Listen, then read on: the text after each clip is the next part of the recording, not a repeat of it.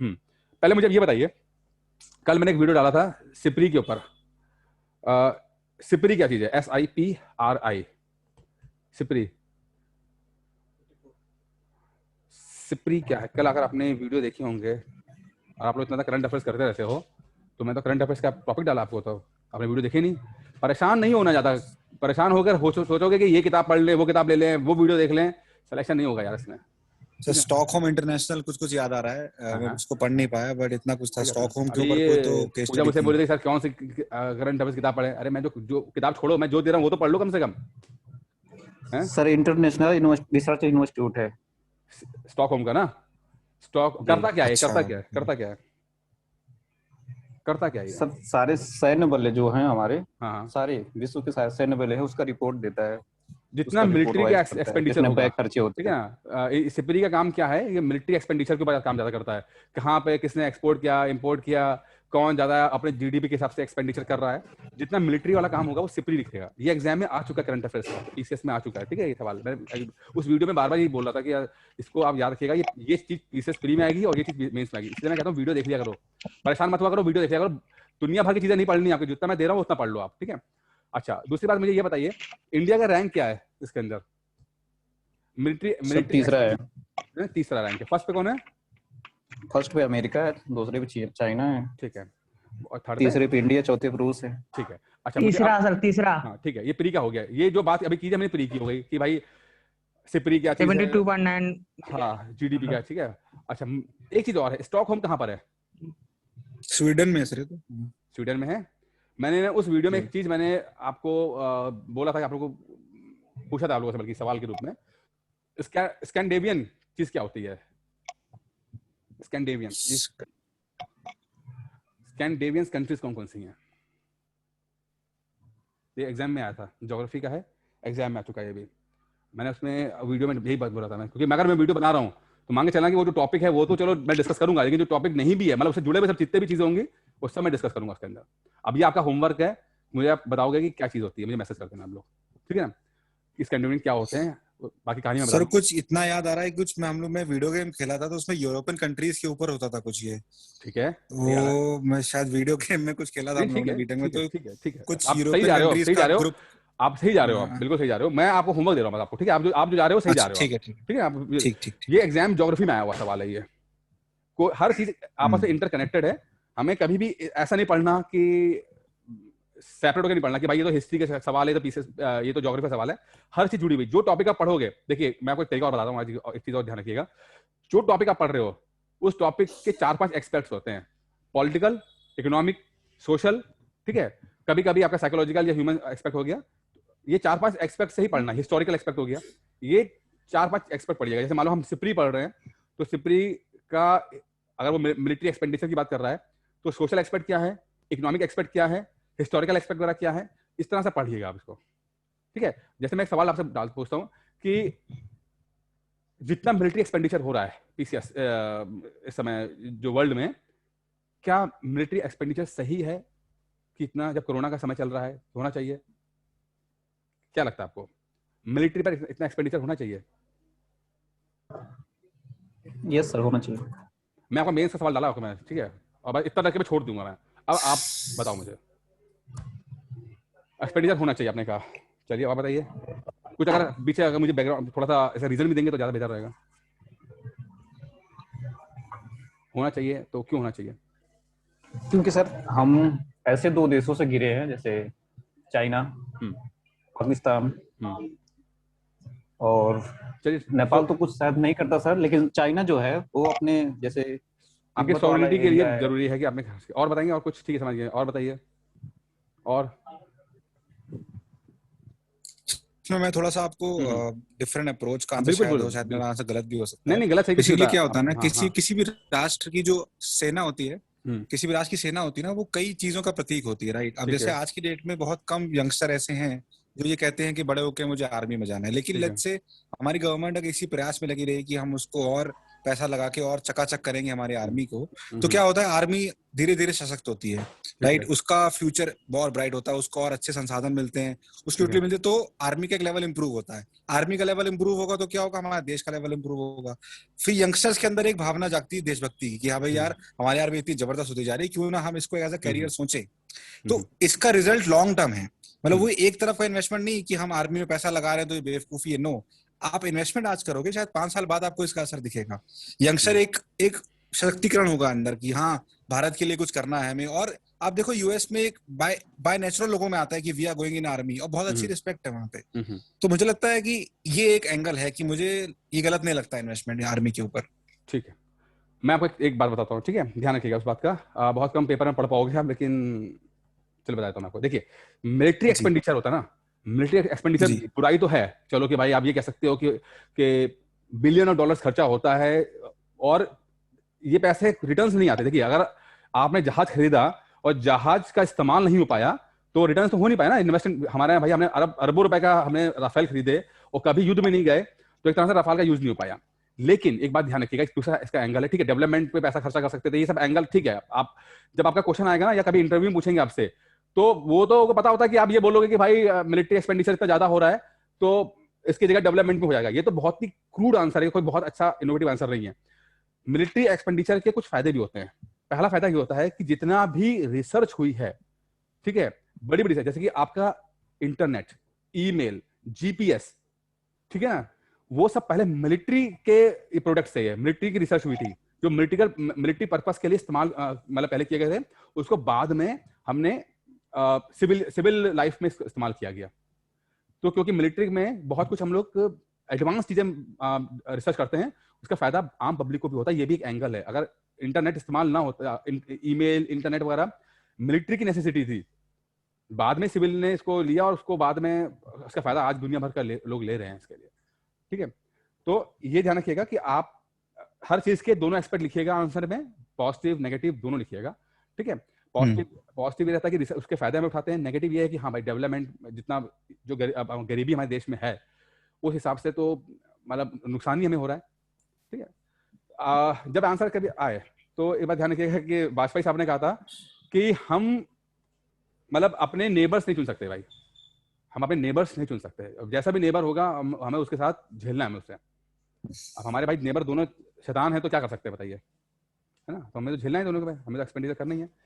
खैर अभी और कुछ होगा। अगर पीसेस फ्री की अगर बात करते हैं तो एक सवाल आता है, कई सवाल आते हैं यार पीसेस में। तो अगर अभी जो चाइना के साथ बड़ा बवाल चल रहा है, ठीक है, और चाइना इंडिया का जो बवाल चला, कहाँ चला बताइए पहले, कहाँ चल रहा है?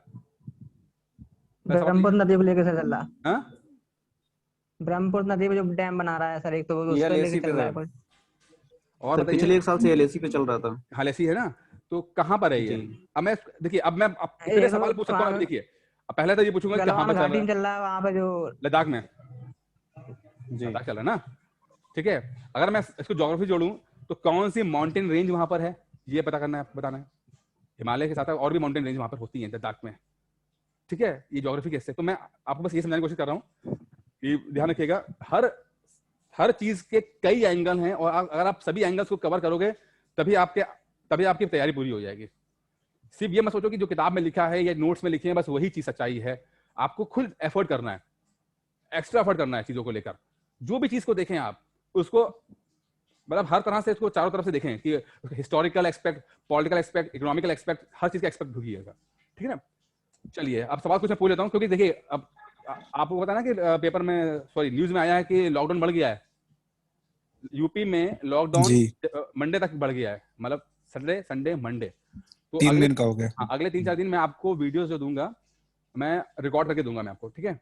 लाइव क्लास नहीं हो पाएगी क्योंकि मुझे कहीं और जाना पड़ता है, मेरी फैमिली वहाँ पर रहती है, तो वहाँ पर इंटरनेट ज़्यादा नहीं होता है, इससे दिक्कत हो जाती है। तो मैं आपको रिकॉर्ड करके वीडियोस भेज दूंगा मैं, ठीक है। आप 3-4 दिन देख लीजिएगा। वो मैं पढ़ाऊंगा क्लास 7 की स्टार्ट करूंगा, हिस्ट्री क्लास 7 वाली, तो 6 तो खत्म हो चुका है, 6 तो मैं बस पूछ रहा हूँ सवाल आपसे। चलिए मुझे पहले ये बताइए कि क्लास 6 का लेसन नंबर 3 है, हड़प्पा के ऊपर है। हड़प्पा के ऊपर सवाल पीसेस फ्री में बहुत सारे सवाल आते हैं, ठीक है। मैं कुछ जो एनसीईआरटी में दिया गया है वो पूछता हूँ। हड़प्पा की विशेषता क्या, चलिए बताइए। कुछ 2-4 चीजें विशेषता है तो यहाँ। नगरी सभ्यता थी सर। और हाँ, उसी को बताइए और एक्सप्लेन कीजिए क्या क्या 4-5 चीजें थी इसके अंदर। उसके जो रोड है, मतलब जो सड़कें थी वो समकोण पे एक दूसरे से काटती थी, 90 डिग्री एंगल पे काटती थी एक दूसरे को, ठीक है। और एक उनके दरवाजा मेन सड़क की ना और खुल के पीछे साइड खुलती थी, जैसे दूर ना जाए उधर। ठीक है, ठीक है। और ब्रिक मिलते हैं और भी वहाँ वहाँ पे, पे कुछ वेसल्स, कुछ बर्तनों का भी शायद आविष्कार बर्तन ये बर्तन इसी ठीक है, इसी बर्तन है वहाँ सिविलाइजेशन पे, में हुआ था। बर्तन है, आपको बर्तन करने पड़ेंगे। दूसरे आपको ये भी करना है जो ड्रेनेज सिस्टम भी था वहाँ पे ड्रेनेज सर। सिस्टम बेस्ट आपका जाना ड्रेनेज। सर रहने वाले एसी में 2 भागों में बांटा गया था। बिल्कुल उजले बताइए। वाग को नगर दुर्ग कहा जाता था, हाँ। निचले वाग को नगर। जो धनी लोग थे वो नहीं सर, नगर दुर्ग में कुछ रहते जैसे थे। धौलावीरा वगैरह वहाँ पे 3 भागों में भी बांटा गया उसको। ठीक है, ठीक है। जब मैं आपको ना ये प्री और के सर नोट्स अनाजों को रखने के लिए भी बनाया गया था अनाज गृह। प्री के मैं आपको जो नोट्स दूंगा एडवांस वाले, ठीक है, उसमें जो हड़प्पन साइट्स हैं, देखिए कई तरह की हड़प्पन साइट्स हैं। हड़प्पा तो सिविलाइजेशन एक जगह का नाम है, उसको हमने सारी मतलब हड़प्पा अलग चीज है, मोहनजोदड़ो हो गया, ठीक है, और कौन कौन से धोलावीरा, कालीबंगा, ठीक है, ऐसा कई हैं, 8-10 हैं। मैं बकायदा आपको जब एडवांस जब प्री के नोट दूंगा तो मैं उस पर डिटेल में आपको दूंगा कि कौन सी चीज कहाँ मिली, ठीक है, किसको किसने खोजा, ये सब है। एनसीईआरटी में कवर नहीं सर किया अभी गया। तक आपने कोई नोट दिए हैं क्या पिछले एक अभी महीने कुछ में? नहीं, मैं सिर्फ एनसीईआरटी पढ़ा जैसे रहा मैंने हूँ, मैं सिर्फ परसों एनसीईआरटी पढ़ा रहा हूँ अभी, आप ये एनसीईआरटी पढ़ा रहा हूँ मैं आपको, ठीक है। ठीक। ये मैं बता रहा हूँ कि आपको मैं फ्यूचर में दूंगा मैं आपको, क्योंकि मैं प्री के लिए प्री स्पेसिफिक करूंगा, अभी मैं प्री स्पेसिफिक नहीं हो रहा हूँ ना, मैं आपको ये सब बने हुए नोट सकते हैं, मैं दे दूंगा आपको मैं, ठीक है। अभी मैं सिर्फ इतना पढ़ा रहा हूँ कि आपको जो एनसीईआरटी में लिखा है वो कवर करा रहा हूँ मैं आपको।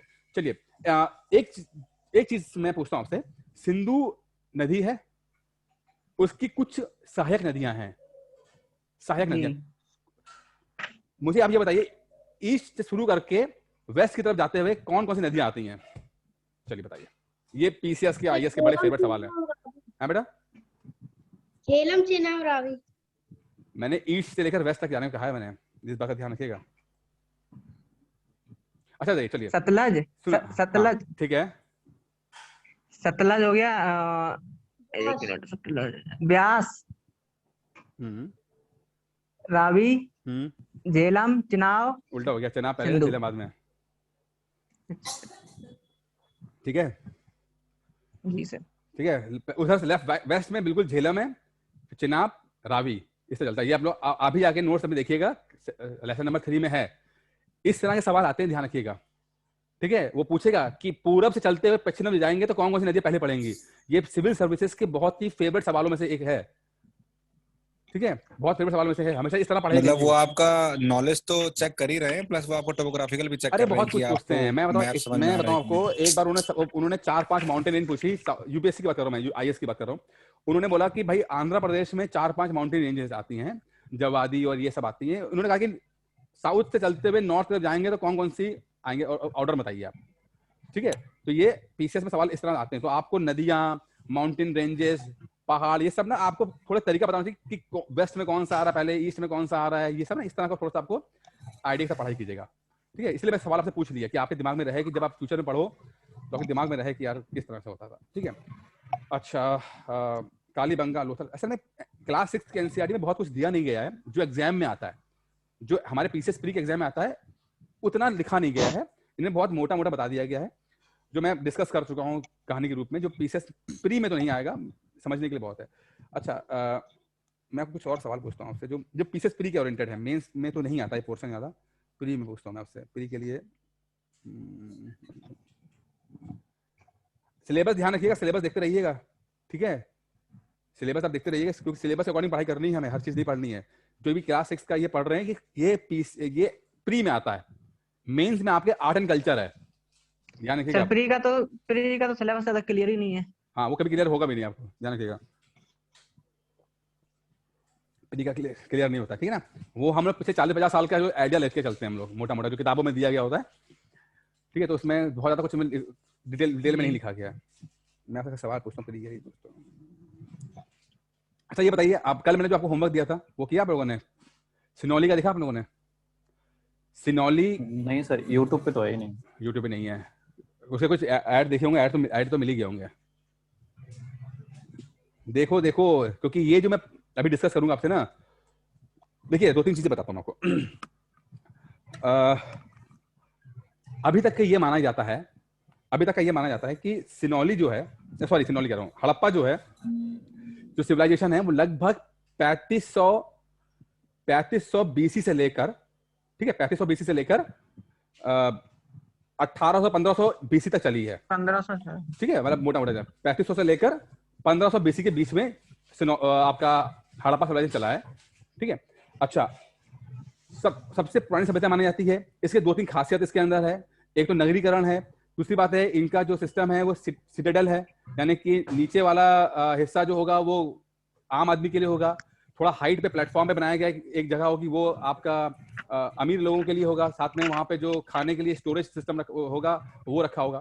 ठीक है, लिपि का इस्तेमाल किया गया है। अब मैं एक चीज बताने जा रहा हूँ जो इस किताब में लिखा है, लेकिन आप एडवांस पढ़ोगे। लिपि मतलब स्क्रिप्ट, लैंग्वेज का इस्तेमाल किया गया है। लेकिन जो लैंग्वेज इस्तेमाल की गई है वो हम इसको पढ़ नहीं पाए हैं, उसको हम पढ़ नहीं पाए हैं। जब कोई लिपि लिखा हो लेकिन हम उसे पढ़ ना पाए तो उसको बोलते हैं प्रोटो हिस्ट्री। क्या बोलते हैं? Proto history. 3 तरह की हिस्ट्री होती है, प्री हिस्टोरिकल, प्रोटो हिस्टोरिकल और हिस्टोरिकल। इन तीनों का फर्क देखिए। प्री हिस्टोरिकल मतलब कि जब लैंग्वेज और इस तरह की चीजें नहीं आई हैं उसको बोलते हैं प्री हिस्टोरिकल। ठीक है, जैसे कि पाषाण काल, लैंग्वेज नहीं है, कोई स्क्रिप्ट नहीं है, प्री हिस्ट्री हो गया। ठीक है, फिर एक वक्त ऐसा आया जब जो लैंग्वेज इस्तेमाल तो कर रहे हैं लोग बट हम उसको पढ़ नहीं पा रहे हैं, तो उसको बोलते हैं प्रोटो हिस्ट्री। उसके बाद वो वक्त आया जब जो चीज लिखी गई वो हम समझ पा रहे हैं, उसे बोलते हैं हिस्टोरिकल, यानी हिस्ट्री, जो कि है वैदिक काल से पढ़ पाते हैं, वैदिक काल में संस्कृत इस्तेमाल हुई है। प्रोटो हिस्ट्री का जो है ना, ये एग्जाम में आया हुआ है। प्रोटो हिस्ट्री ये पूछा गया था बकायदा यूपीएससी में। जब मतलब पूछेगा आपसे वो कि भाई ये लैंग्वेज जो है वो है, तो लोग लैंग्वेज इस्तेमाल कर रहे हैं बट हम नहीं पढ़ पा रहे हैं उसको, अभी तक हम समझ नहीं पाएंगे वो चीज है क्या। क्लियर होगी ना आपको? ठीक है, यस। अच्छा, अब क्या हुआ, ये कुछ बातें बोली कि ऐसा है कि हड़प्पा में लोग जो हैं, हड़प्पा के जो लोग हैं वो युद्ध नहीं करते हैं, युद्ध करना पसंद नहीं करते हैं, क्योंकि जो हथियार मतलब लोहा नहीं मिला है वहां पर, तांबा मिला हुआ है, कॉपर है। ठीक है, और कॉपर से तो आप किसी को मार सकते नहीं हो क्योंकि कॉपर बड़ा सॉफ्ट होता है। ठीक है, ये एक समझ थी कि हाँ हड़प्पा के लोग जो हैं वो शांति प्रिय लोग थे, उनके पास लोहा नहीं था, उनके पास हथियार नहीं थे, वो तांबा उनके पास था, तांबे से बर्तन वर्तन बनाते थे और थोड़ा बहुत खेती वेती करते थे, बस यही अच्छी लाइफ थी उनका। और खासकर व्यापारी लोग थे, व्यापार करते थे। व्यापार कहाँ करते थे? मेसोपोटामिया, यहाँ पे जाके करते थे, क्योंकि वहां पे सील्स यहाँ की सील वहां मिली है, वहां की सील यहाँ मिली है। ठीक है, और बाद में लगभग 1500 बीसी के आसपास सेंट्रल एशिया से, सेंट्रल यूरोप से कहीं से कुछ लोग आते हैं जिनको हम बोलते हैं आर्यंस। ठीक है, आर्य बोलते हैं। ये आर्य जो थे, माना जाता है कि इन्होंने हड़प्पा के लोगों को हराया, मतलब युद्ध में हरा दिया, साथ में अपने साथ और लोग भी जो मतलब दूसरे जाति के लोग आए थे उनको हरा दिया, और फिर उन्होंने एक आर्यन सभ्यता की। और ये लोगों के पास हथियार थे क्योंकि इनको लोहा पता था, लोहे के बारे में इनको आइडिया था, हल के बारे में आइडिया था। अब ये जो कॉन्सेप्ट है ये अभी तक माना गया है, आप एनसीईआरटी में पढ़ोगे, सब जगह पढ़ोगे। लेकिन जब सिनौली की खोज हुई 2005-7 से स्टार्ट हुआ और अभी 18 तक चली वो सिनौली में, वहां पर जो बर्तन मिले, असल में क्या, सिनौली एक गांव है, वहां पर एक बार किसान लोग अपनी जमीन को मतलब खोद रहे थे। जब खोदा तो देखा कि कुछ बर्तन मिले, बर्तनों को निकाला गया तो उन्होंने फिर एएसआई को फोन किया, एएसआई मतलब आर्कियोलॉजिकल सर्वे ऑफ इंडिया, उनको फोन किया गया। वो लोग आए, उन्होंने देखा कि कई तरह के बर्तन और कुछ चीजें मिली हैं। तो बाद में और खुदाई की तो पता लगा कि वहां पर मास ग्रेव यार्ड है, मतलब कि बहुत सारे लोगों को जलाया गया है, शमशान घाट समझ आ गया, शमशान घाट है। कुछ लोगों को वहां पर कब्र मिले थे ना उसमें, हाँ पता, वही बताने आ रहा हूँ, कब्र मिली है, दोनों चीजें मिली हैं वहां पर, कि वहां पर आपको शमशान भी मिला है और वहां पर आपको कब्र भी मिली है, दोनों चीजें मिली हैं आपको। ठीक है, अभी तक कहीं दुनिया में कभी भी ऐसा नहीं रखा गया कि दोनों चीज एक साथ नहीं मिली, आज तक नहीं हुआ है। ठीक है, अच्छा, जो जलाने का सिस्टम है, माना गया कि आर्यंस लेकर आए थे। ठीक है, आर्यंस। अच्छा, उसके बाद कुछ और खुदाई किया तो कुछ अच्छा, फिर 2005-7 में जब ये खुदाई कर रहे थे तो उसके बाद खुदाई बंद हो गई, पता नहीं क्यों बंद हुई, लेकिन 2005 के बाद ये 7 के बाद बंद हो गई, कुछ कहा कि पैसा वैसा नहीं मिला। फिर 2018 में फिर से किसानों को कुछ पत्थर मिले, आपके ये बर्तन मिले, और फिर एएसआई आई, और जब इस बार इन्होंने ढंग से किया, मतलब खुदाई की, तो बहुत कुछ मिला। और बहुत कुछ में तो सबसे इंपॉर्टेंट जो मिला उनको, वो मिला रथ मिला। आप जब हिस्ट्री पढ़ोगे अपनी, हम लोग एनसीईआरटी पढ़ेंगे, एडवांस पढ़ेंगे, तो कई बार ये जिक्र होगा कि जो हड़प्पा के लोगों को घोड़े के बारे में जानकारी नहीं थी, ये आपके एग्जाम में आया था, ठीक है, घोड़ों के बारे में जानकारी नहीं थी, वो गाय और भैंस ये सब का इस्तेमाल करते थे, घोड़े नहीं थे। और घोड़े जो आर्यंस लेकर आए, क्योंकि ये अभी तक ये माना गया कि आर्यंस जो हैं वो बाहर से आए थे, लेकिन जब सिनौली की सभ्यता का खोज की गई और ये बोला गया कि ये कार्बन डेटिंग के हिसाब से लगभग 2000 बीसी की सभ्यता है, 2000 बीसी की, वहां पर रथ मिलते हैं बड़े बड़े, ठीक है, जो कि बिल्कुल घोड़े द्वारा जिस तरह हम कहते हैं ना युद्ध वाले रथ होते हैं वो थे। सबसे इंपॉर्टेंट चीज वहां पर जो मिली, वहां पर जब खोदा गया तो लोगों की जो कब्र मिली, तो कब्र में बॉक्स में रख के उनको दफनाया गया था। और जब बॉक्स खोला गया तो कंकाल तो मिले, साथ में तलवार मिली वहां पर। और जितनी भी वहां पर जितनी भी कब्रें मिली, सबकी कब्र में तलवार सबके साथ गाड़ी गई थी। अब हम तो ये पढ़ते हैं कि भाई 1200-1300 में जाकर लोहे की खोज हुई है, लेकिन कार्बन डेटिंग ने ये बताया कि जो सिनौली की सभ्यता है वो तो 2000 साल की सभ्यता 2000 बीसी की है, और उनके पास लोहे का तलवारें हैं लोहे की। तो जरूरी नहीं है कि हड़प्पा में जो चीज बोली गई हड़प्पा ही सिर्फ एक सभ्यता थी। माना यह जा रहा है कि हड़प्पा भी सभ्यता थी और उसके पैरेलल एक और सभ्यता थी जो गंगा नदी के पास सभ्यता थी, जो बागपत साइड में थी, जिनको हड़प्पा से ज्यादा नॉलेज थी लोहे की, ठीक है। आप समझ रहे हो इस बात को? ये आप हो सकता है कि आप धीरे धीरे इसको इतना समझो ना, क्योंकि अभी आपने पढ़ा नहीं है, लेकिन अभी और हिस्ट्री पढ़ोगे तो एहसास होगा कि जो हमारी अभी तक की हड़प्पा को लेकर, आर्यंस को लेकर नॉलेज है, उसको इस खोज ने बहुत चैलेंज किया है। अच्छा, अभी क्या है, क्योंकि अभी ये पूरा प्रोसेस में है, अभी तक लोग एनालाइज कर रहे हैं, तो आप इस इंफॉर्मेशन को यूज नहीं कर सकते अपने आंसर्स के मेंस में, क्योंकि अभी तक ये ऑफिशियल नहीं हुआ है कि हाँ इसको ये माना गया है। अभी शुरुआत तो पूरे इतिहास को वाट लगा देगा। हाँ, वही कह रहे हैं, ये बहुत बड़ी चीजें हैं इसके अंदर, ठीक है, कि आर्यंस को अभी तक हमने ये माना ना कि बाहर से आए हैं, लेकिन ये तो बोल रही है कि एक सभ्यता और है जो हड़प्पा के पैरेलल चल रही है, और इनके पास हथियार भी है, और जो मरते हैं तो हथियार साथ में इनको गाड़ा गया था। अब हथियार साथ में गाड़ने का मतलब ये है कि ये एक वॉरियर ट्राइब्स हैं, वॉरियर ट्राइब्स, ठीक है, योद्धा टाइप के लोग हैं, युद्ध करते हैं। और एक चीज और, वहां पे औरतें भी, योद्धा औरतें भी हैं, मतलब जो युद्ध करती हैं, उनके साथ भी तलवार थी। लेकिन एक चीज और थी उनके साथ, जब औरतों को दफन किया गया तो उनकी एंकल, जो पैर होता है ना, पैर का एंकल के पास से पैर काट दिया गया था, और तब उनको गाड़ा गया था। मतलब कि जब आदमी को गाड़ा जाएगा तो पूरा गाड़ा जाएगा, औरतों को जब गाड़ा जाएगा तो उनके एंकल से काट दिया जाएगा।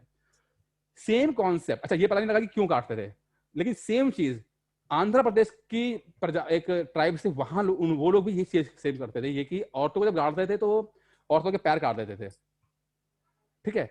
तो कहीं ना कहीं समझ में आ रहा है कि सिर्फ हड़प्पा ही सच नहीं है, और भी चीजें सच हैं, और जैसे जैसे पता लगेंगी हमें, तो हमें हमारी जो हिस्ट्री की समझ है वो बहुत ज्यादा बदलने वाली है। अब बड़ी कंट्रोवर्शियल मैटर है, देखिए सब चीजों का, लेकिन ये जो मैंने बताने का मकसद ये है कि आप जो पढ़ोगे, क्योंकि आप हो सकता है कि 2 महीने बाद 3 महीने बाद फिर से कुछ ना कुछ आपको न्यूज में, खबर में सुने, तो आप इसको कोरिलेट कर पाओ, पढ़ पाओ, समझ पाओ, क्योंकि हड़प्पा में जो चीजें मिली हैं उसका अपोजिट हमें वहां पर मिला सिनौली के अंदर। इसलिए मैं कहा था कि आपसे जाके ये सीरीज देखिए, एग्जाम में बहुत काम आएगी आपके, ठीक है, समझ पाएंगे आप।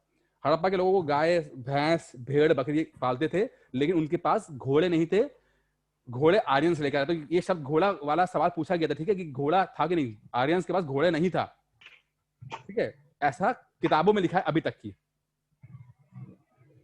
अब समझ पा रहे इसकी इंपॉर्टेंस? मैं समझाने की कोशिश कर रहा हूं आपको मैं, ठीक है। यस सर, समझ। तो हमने अभी तक ये देखा कि जो हड़प्पा में लिपि, स्क्रिप्ट इस्तेमाल की गई, उसे बोलते हैं प्रोटो हिस्ट्री, क्योंकि हम वो स्क्रिप्ट तो लिखी है बट इसे पढ़ नहीं पाए, डिड्यूस नहीं कर पाए इसके अंदर, ठीक है। अच्छा, बंदरगाह कहाँ मिला था? बंदरगाह लोथल में। लोथल कहाँ पर है इस समय? गुजरात। बिल्कुल गुजरात में है, ठीक है। और अभी भी है, ठीक है, अभी भी है। अच्छा, सभ्यता का अंत वैसे बड़ा कंट्रोवर्शियल है कि कैसे खत्म हुआ, क्योंकि अलग अलग विद्वानों ने अलग अलग राय दी है इसके ऊपर। कुछ ने कहा कि बाढ़ आ गई, कुछ ने कहा कि वहां पर जो बरसात और इस तरह की चीजें कम हो गई थी इसलिए वहां पर खत्म हो गया, कुछ ने कहा कि बाहर से अटैक हो गया तब खत्म हो, कुछ ने कहा कि बीमारी के कारण मर गए, ठीक है, बीमारी का जैसे आजकल कोरोना से मर रहे हैं लोग, तो पॉसिबल है कि उस समय भी मरे हों लोग। तो चैप्टर 3 को पढ़ लीजिएगा। वैसे प्री के लिए बहुत इंपॉर्टेंट नहीं है, मेंस के लिए इंपॉर्टेंट। अब मैं चैप्टर 4 आपसे डिस्कस कर रहा हूँ। अब आगे हमने हड़प्पा पढ़ लिया, अब आगे वैदिक काल, मतलब आर्यंस आ चुके हैं। और आर्यंस ने आगे सबसे पहले वेद लिखे, जो कि 4 वेद हैं, जो कि हैं क्या क्या है? ऋग्वेद, ऋग्वेद, सामवेद, अथर्ववेद और ठीक है, जिसमें सबसे पुराना कौन सा है? ऋग्वेद है। ठीक है, और ऋग्वेद में क्या लिखा गया है? प्रार्थनाएं। सर प्रार्थनाएं प्रार्थनाएं, ये ठीक है, देवताओं के बारे में बताया गया है। अच्छा, मैं आपको जब एडवांस में जो किताबें दूंगा, जो नोट्स दूंगा, तो हम लोग इसमें पढ़ेंगे कि वेद के अलग अलग उपनिषद थे। ठीक है, उपनिषद के ब्राह्मण, आरण्यक, ये सब थे। और इस सवालों में बहुत आते हैं कि भाई ऋग्वेद का कौन सा उपनिषद था? ठीक है, यजुर्वेद का हमारा सर हाँ उसका ऐतरेय है। ऐतरेय, ठीक है, ये सब थे। ठीक है, तो ये सब आप पढ़ोगे फ्यूचर में, अभी इसमें नहीं लिखा है लेकिन फ्यूचर पढ़ोगे आप लोग। एक किताब आपसे एक सवाल आपसे पूछा जाता है कि सबसे ज्यादा वेदों में किस भगवान के बारे में मेंशन किया गया है? शंकर है शायद। एनसीईआरटी में मिलेगा, लेकिन आपको जब एडवांस नोट दूंगा तो उसमें नहीं मिलेंगे आपको। सर भगवान शिव में इंद्र, इंद्र, बिल्कुल। इंद्र नंबर, इंद्र और सोमा। इंद्र को पहले नंबर में मिला गया है, बाद में अग्नि के बारे में मेंशन किया गया है। लेकिन आप ये देखो ना कि इंद्र की जो पूजा है, अच्छा, इंद्र भगवान किससे जुड़े जाते हैं? बारिश से, बारिश से जुड़े जाते हैं। ठीक है, हाँ। अच्छा, मैं बड़ी इंटरेस्टिंग बताता हूँ आपको। जो जब ये वेद लिखे गए होंगे, मतलब आज से लगभग 5,000 साल, 5 नहीं तो 4,000 साल पहले लिखा गया है। ठीक है, 4, 4,500, 3,000 साल पहले लिखे गए। अब उस समय हमारे पास साइंटिफिक नॉलेज कम है। ठीक है, हमें ये पता नहीं है कि बरसात क्यों होती है, हमें ये नहीं पता कि बिजली क्यों कड़कती है। ठीक है, तो हमें लगा यार ये बरसात तो बड़ी चमत्कारी चीज है यार, पता नहीं पानी ऊपर से गिरना शुरू हो जाता है। ठीक है, तो इंसानों जब शुरुआत के इंसान जब आए हड़प्पा और ये समय वैदिक काल में, तो उन्होंने जो ये प्राकृतिक नेचुरल चीजें होती थी, बरसात होना, तूफान आना, तो हमारे सारे भगवान जो हैं वो इनसे कोरिलेटेड हैं। हमने इंद्र भगवान को बारिश का देवता बना दिया। ठीक है, तूफान कोई हुआ तो किसी और देवता से जोड़ दिया गया। ये शुरुआत के दौर की कहानी। लेकिन जैसे जैसे हमारी साइंटिफिक नॉलेज बढ़ती चली गई, हमें पता लगा अरे बरसात तो होता है, इवेपोरेशन होता है, और इवेपोरेशन के कारण बरसात, बादल बनते हैं, उसके बाद बरसात होती है। तो वैसे वैसे जैसे जैसे साइंटिफिक नॉलेज हमारे आती गई, वैसे वैसे इन भगवानों की इंपॉर्टेंस भी कम होती चली गई। यही कारण है कि इंद्र जो वैदिक काल में बहुत इंपॉर्टेंट भगवान हैं, बाद के समय में आते आते इनकी अपनी इंपॉर्टेंस खत्म कर देते हैं। आज आप इंद्र को नहीं पूछते हो ना, मैं अब नहीं पूछते। क्यों? क्योंकि आपको पता है यार बरसात होने के लिए भगवान की जरूरत नहीं पड़ती, वो तो इवेपोरेशन होता है और बादल बनते हैं, बरसात होती है। सर प्रकृति की पूजा तो अब भी होती है, वो अलग चीज है, वो तो प्रकृति है। लेकिन नदी हो गया, पेड़ हो गया। देवताओं की इंपॉर्टेंस की बता रहा हूँ मैं आपको भाई। इंद्र जो इंद्र वगैरह देवता रहे, या सोम रहे, या ये सबकी इंपॉर्टेंस खत्म हो गई ना देवता। बाद में तो नए भगवान आए ना, शिव आए, ये सब, उनके बारे में और डिस्कस करेंगे बाद में भी, फिर आउट ऑफ प्रोपोर्शन चला जाएगा मामला। लेकिन एक समझिएगा, ठीक है। सबसे सवाल आपसे पूछा जाएगा कि किस देवता के बारे में ज्यादा मेंशन किया गया है, वो है इंद्र। ठीक है, इंद्र। हाँ, अच्छा, जितनी ये वैदिक चीजें थी ये श्रुति हैं। श्रुति मतलब बोल बोल के गुरु अपने शिष्यों को बोलते थे और वो याद रखते थे वो। ठीक है, अच्छा, पीसेस के मैं सवाल और पूछता हूँ आपसे।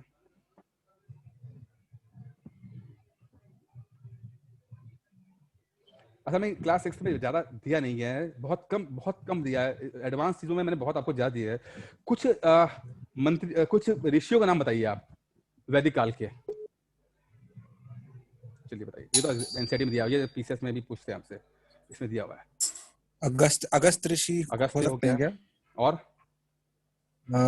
अगस्त ऋषि जो थे वो साउथ में गए थे, जो हिंदुज्म को प्रचार प्रसार करने में, जो साउथ के में जो फैलाया, कहा था कि अगस्त ऋषि का बहुत बड़ा रोल है इसमें। विश्वामित्र हैं, ठीक है, विश्वामित्र ये उस समय के हैं, वैदिक काल के ऋषि हैं, बड़े ऋषि माने जाते हैं। ठीक है, कुछ आप अभी इसमें लिखा नहीं, लेकिन एडवांस में आप पढ़ोगे कि कुछ ऐसी महिला ऋषियां जो लोपामुद्रा वगैरह जो है, हाँ, मैं इसकी बात कर रहा हूँ। कुछ महिला भी हैं जिन्होंने वेदों के श्लोक का निर्माण किया है। लोपामुद्रा इसमें आती है, गार्गी आती है। ठीक है, गार्गी, लोपामुद्रा, ये सब हैं, ये जो एडवांस में आपको सब दिया हुआ है। और इनके बारे में पूछा भी गया था आप लोगों से कि क्या महिलाओं ने वेद में कुछ श्लोक लिखे हैं? हाँ भाई लिखे हैं, कुछ लिखा है इसमें लोपामुद्रा, गार्गी, ये लोगों का रोल है। ये सब एडवांस किताबों में दिया गया है, अभी नहीं दिया गया है। मैं अभी आपको मोटा मोटा समझा रहा था। अच्छा, मैंने आपको पढ़ के लड़ाइयाँ क्यों होती थी भाई वहां पर वैदिक काल में? मुख्यतः लड़ाई क्यों होती थी? जानवरों के लिए सर होती थी, जानवरों के लिए होती थी, मवेशियों के लिए होती थी, ठीक है। गाय को लूटने के लिए, क्योंकि उस समय की जो करेंसी थी वो गाय थी। किसके पास कितनी गाय है इस बात से उसकी अगन्या बोला गया उसको जी, अघन्य मतलब उसको हत्या नहीं कर सकते उसकी आप, ठीक है जी सर। तो किसी के पास कितनी गाय है वो डिपेंड करता था कि वो कितना अमीर है। आजकल तो आप पैसा छोड़ो, आप तो बिटकॉइन से चल रहा है, किसके पास कितने बिटकॉइंस हैं, जी सर। ठीक है ना। अब पता ना बिटकॉइन क्या चीज होती है? क्रिप्टो करेंसी है सर। अब पूछूं मैं क्या दिक्कत है इसके साथ? अब पहले साइंस पूछूंगा कि किस तरह से किस कॉन्सेप्ट पे काम करता है, और इकोनॉमिक पॉइंट ऑफ व्यू से बताइए कि क्यों ये सरकार इसको वो नहीं कर रही है, सपोर्ट कर रही है, और ये क्या प्रॉब्लम क्या है इसके अंदर। इसमें सर लेखा जोखा नहीं मिल पाता है इसका। और बताइए। और तो ज्यादा सर पता नहीं है इसके बारे में। पढ़ते नहीं हो पेपर आप लोग, ये तो सब एक एक चीज पुरानी है। आजकल अगर आईपीएल देख रहे हो तो क्रिप्टो करेंसी का ऐड भी आने लगा है इसके अंदर, ट्रेड जो करते हैं, ठीक है। बताऊं अभी की बात, खुद पढ़ के आओगे आप लोग? देखिए सर, नहीं बताइए सर। इतना अगर आपके पास जो नोट है, मान लीजिए 100 रुपए का नोट है आपके पास, भाई उसकी वैल्यू क्यों है? उसकी वैल्यू इसलिए है ना कि उसको आरबीआई बैक कर रहा है, कि आपके पास उस जो गवर्नर की शपथ होती है, सर्टिफिकेट है। वो जो 100 रुपए है, वो आप देखो ना कि मैं धारक को 100 रुपए देने का वचन देता हूँ। क्या वो सर्टिफिकेट है, वो उसकी वैल्यू इस बात पे है कि आरबीआई कहता है कि यार अगर कहीं नहीं चलेगी तो मुझसे बोलना, मैं तुम्हें दूंगा, इस वैल्यू की चीज दूंगा मैं तुम्हें, आरबीआई कहता है। क्रिप्टो करेंसी या बिटकॉइन को कोई भी बैंक जो है वो सपोर्ट नहीं कर रहा है, उसके पीछे कोई बैंक नहीं है। अगर क्रिप्टो करेंसी वाले भाग जाते हैं तो आप कहीं जाके कुछ अपना वो रिकवर नहीं कर सकते आप इसको। टेक्नोलॉजी वाइज अच्छा है, ठीक है। ब्लॉक एंड चेन टेक्नोलॉजी चलती है, ध्यान रखना, ये याद रखिएगा, ये एग्जाम में हो सकता आ जाए, ब्लॉक एंड चेन, क्योंकि 2000 मुझे लगा था 2020 में पूछ सकते हैं, लेकिन नहीं पूछा गया है। आपको याद रखिएगा ब्लॉक एंड चेन टेक्नोलॉजी। अभी क्या चीज है मैं आपको बताऊंगा बाद में, आप भी देख लीजिएगा। इसमें अमूमन ट्रांजेक्शन जो होते हैं, ठीक है, वो सबका मेंशन किया जाता है, ठीक है। इसमें ये होता है, टेक्नोलॉजी वाइज अच्छा है, बट इसको कोई बैक नहीं करता, आरबीआई या कोई सेंट्रल बैंक बैक नहीं करता। तो अगर ये लोग भाग जाते हैं या कोई पैसा उस वैल्यू को देने का मना कर देता है, तो आप कोई क्लेम नहीं कर सकते आप यहाँ पे, ठीक है। तो इसलिए क्रिप्टो करेंसी में थोड़ा सा सोच समझ के पैसा लगाइएगा। अमिताभ बच्चन साहब ने तो बहुत पैसा लगाया, पहले कमाया, उसके बाद क्रिप्टो करेंसी के रेट घुस गए नीचे और बहुत नुकसान हो गया था उनको। अभी ब्रेट ली नाम सुना आपने किसी का? ब्रेट ली खिलाड़ी है, ऑस्ट्रेलिया के बॉलर रहे हैं, ऑस्ट्रेलिया का फास्टेस्ट बॉलर। तो उन्होंने अभी कोरोना के लिए इंडियंस को, मतलब प्रधानमंत्री पीएम केयर फंड को अपने बिटकॉइंस दे दिए, लगभग 48 लाख रुपए की वैल्यू के, ठीक है। तो पीएम केयर फंड सुना ना, पीएम केयर फंड? हाँ जी, हाँ जी। उससे पहले प्रधानमंत्री राहत कोष हुआ करता था। चलिए इससे पूछ ही देते हैं आपसे, नाम सुना आपने प्रधानमंत्री राहत कोष? कभी सुना है आपने? प्रधानमंत्री राहत कोष हुआ करता था जी सर। जब भी कभी आपदा आती थी तो हमेशा वहां पे होता था कि भाई हाँ प्रधानमंत्री राहत कोष में आप डालो। लेकिन मोदी जी ने पिछले साल पीएम केयर फंड नाम का एक नया चीज निकाली। क्या फर्क है इन दोनों के अंदर? ये यूपीएससी में जो लास्ट वाला आंसर बता सकता हूँ मैं, कि जो अभी बनाया ना लास्ट ईयर, उसमें ये था कि वो डायरेक्टली एक्सेसिबल था, कोई भी आम आदमी एज अ बेनिफिशियरी ऐड करके पैसा डाल सकता है। शायद उसमें डालना आसान है तरीका, इसमें निकालने की बात हो रही है बस। इसमें जो पहले जो प्रधानमंत्री राहत कोष फंड था, उसको मॉनिटरिंग जो होती थी वो विपक्ष की पार्टी और राष्ट्रपति और उसकी ऑडिट होती थी, इसकी ऑडिट नहीं होती है। इसकी ऑडिट नहीं होती। साथ में इसको खाली कंट्रोल करने के लिए प्रधानमंत्री, स्पीकर और होम मिनिस्टर, ये लोग देखते हैं। मतलब वो तीनों एक ही पार्टी की है, मतलब समझ जाइए। मतलब अगर एक स्पीकर होगा वो भैया वो एक ही पार्टी का होगा ना, उसी पार्टी का होगा जिसमें प्रधानमंत्री होगा और जिसका होम मिनिस्टर है, तीनों एक ही पार्टी की है। तो इसलिए थोड़ा सा इसमें कंट्रोवर्शियल हो जाता है कि आपने विपक्ष के लोगों ऐड नहीं किया तो क्या एक वो रह जाती है कि आप सही काम कर रहे होंगे। पीएम केयर फंड का सबसे बड़ा ड्रॉबैक ये है, ठीक है। चलिए इसमें और पढ़ेंगे, क्योंकि ये सब चीजें इसलिए कहता पेपर पढ़ते रहो यार, पेपर पढ़ते रहो तभी समझ में आएगा चीजें क्या हो रही दुनिया भर की। चलिए हमने पढ़ लिया, आहुतियां वगैरह देते थे, सब पढ़ लिया हमने। हाँ, सभा और समिति, ये क्या चीज थी भाई वहां पे? सभा थी सर बड़े लोगों की, और समिति छोटे लोग, मतलब छोटे लोग वहां जाते थे। सभा थी जब लगभग सभी लोग ज्वाइन करते थे, और समिति में मतलब कमेटियां हुआ करती थी जो एक्सपर्ट्स लोग आते थे इसके अंदर, ठीक है। जी सर, जी सर। अच्छा, और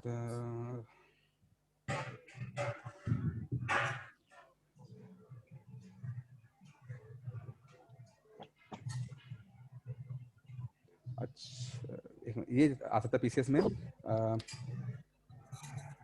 ऋग्वेद में विश्व और जनों का नाम दिया गया है, इसमें पूर्व, अच्छा इन्होंने पूरा ढंग से नहीं दिया हुआ है, लेकिन भरत, विश्व, यदु, ये क्या लोग हैं, क्या चीज है ये?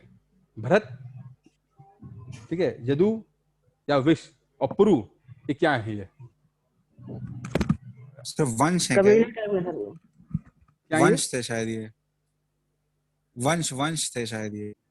कबीले टाइप के सर ये। कबीले थे, कबीले थे, भरत नॉर्थ कबीले। वेस्ट यानी कि पाकिस्तान के आसपास तो ये लोग थे, ठीक है। और हमारे देश का नाम जो है वो भरत ट्राइब से आया है, भरत, ठीक है ना, जो कि पुरु, भरत, यदु, ये सब थे ना, ये सब उस जमाने के ट्राइब्स हैं, बड़े बड़े ट्राइब्स हैं। और हिंदुस्तान का नाम जो भारत का नाम आया वो भरत कबीले से, तो भरत सर कबीला। वही तो कहते हैं ना कि यदुवंश के लोग हैं ये। हाँ, तो बाद में ये मिक्स हुए सब लोग, अभी इसमें पढ़ेंगे आप लोग। जो आप लोग यदु ये वंश का मतलब ये समय कबीले थे, वो तो आप उससे पढ़ रहे हो, आप लोग क्या नाम है इस किताब से, वो महाभारत के देख रहे हो ना आप। अच्छा, महाभारत से ले लेना, महाभारत से आप ले रहे हो, यदुवंश के लोग हैं, ठीक है, लेकिन ये कबीले थे ये, ठीक है। अच्छा, भरत का नाम, भरत कबीला था, ठीक है, उसमें बहुत बड़ा कबीला था, उसको वहां से स्टार्ट किया। जो गुप्ता पीरियड आया, गुप्ता पीरियड में भरत से भारत हुआ और बाद में भारतीय हो गया, बाद में आते आते, ठीक है। अच्छा,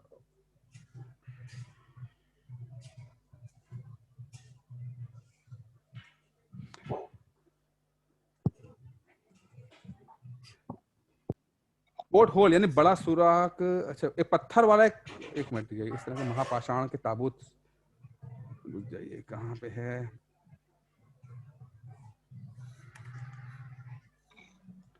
चलिए पढ़ लीजिएगा इसमें।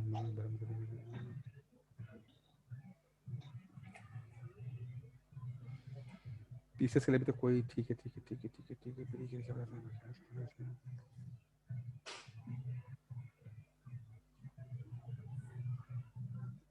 चलिए 3-4, चलिए भाई, आपका चैप्टर नंबर 4 भी कंप्लीट हो गया। जो पीसेस फ्री में आना था सब हो गया। एक तो मैच द फॉलोइंग है, सुक्त, रक्त, यज्ञ, दास, महापाषाण।